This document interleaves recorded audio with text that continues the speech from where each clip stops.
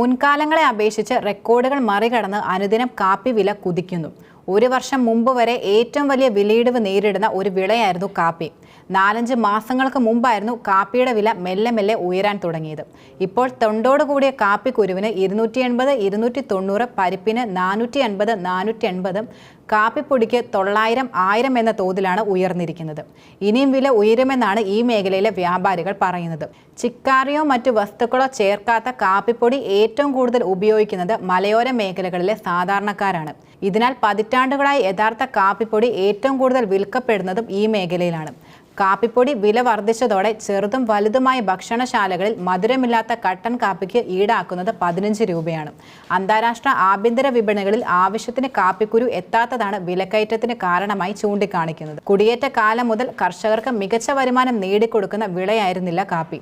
എന്നിട്ടും എല്ലാ പുരയിടങ്ങളിലും കൃഷിയിടങ്ങളിലും 10 ചുവട് കാപ്പി വെച്ച് പിടിപ്പിക്കുമായിരുന്നു. ബ്രിട്ടീഷുകാർ പീരുമേട് മേഖലകളിൽ നൂറ്റാണ്ടിനപ്പുറത്ത് തോട്ടവിള വ്യവസായി എത്തിയപ്പോഴും ആദ്യ കൃഷി ചെയ്തത് കാപ്പിയായിരുന്നു. പിന്നീട് ദീർഘകാലം വലിയ കാപ്പി എസ്റ്റേറ്റുകൾ വിവിധ മേഖലകളിൽ സജീവമായിരുന്നു. എന്നാൽ കനത്ത വില തകർച്ച, വലിയ കൃഷിനാശം, വിളവെടുപ്പിന് കൂലി പോലും നൽകാൻ കഴിയാത്ത അവസ്ഥ, ഇതൊക്കെ കൊണ്ട് പലരും കാപ്പി കൃഷിയോട് വിട പറയുകയായിരുന്നു. ഇതോടെയാണ് കാപ്പിക്കുരു കിട്ടാക്കണിയായി മാറിയത്.